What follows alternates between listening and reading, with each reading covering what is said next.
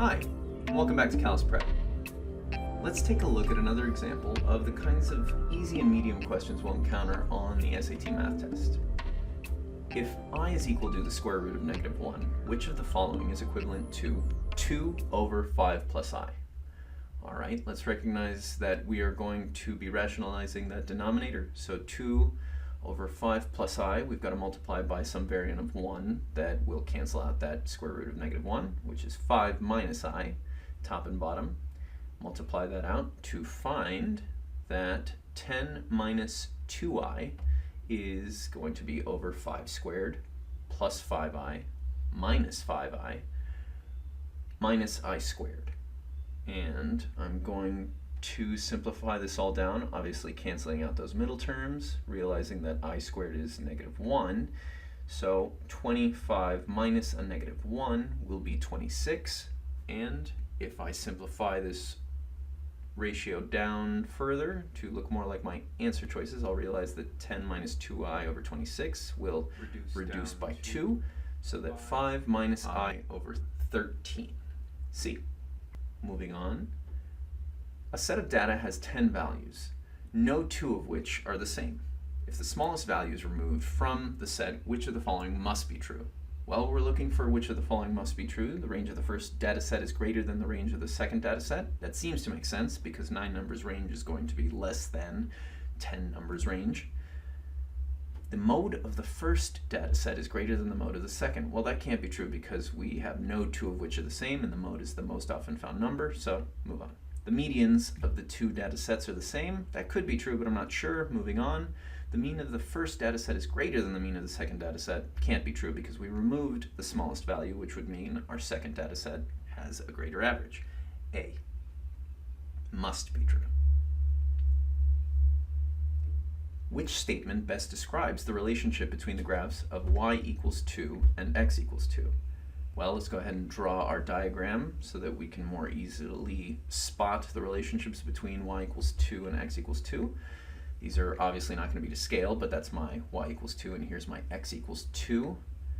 And I recognize that my y equals 2 is horizontal and my x equals 2 is vertical. So the 2 lines obviously don't have the same slope. The 2 lines are perpendicular. They are not parallel, and they clearly do not intersect at the point 2, 0. So the choice is B. Hattie went to a candle store in the mall and saw all the candles in the store were on sale for 17% off. She had her calculator with her and programmed it to give her the sale price based on the original price. What expression did she use to find the sale price if the original price in dollars is represented by M?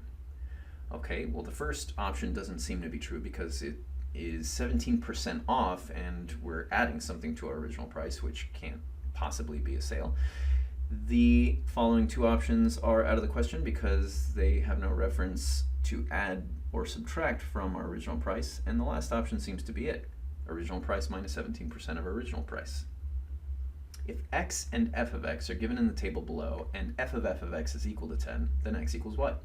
Well, f of 3 is equal to 10, so f of x is equal to 3, and f of x equals 3 when x is equal to 7. So x is equal to 7. C.